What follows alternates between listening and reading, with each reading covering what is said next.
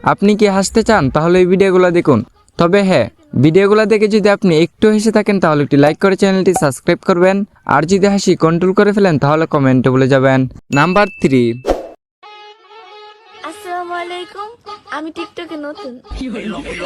ওয়ালাইকুম আসসালাম, আমিও ইনস্টাগ্রামে নতুন।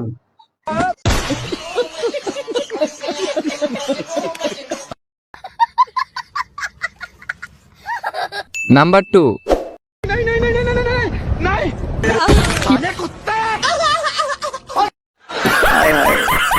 इतना सुकून। बात तो सही है।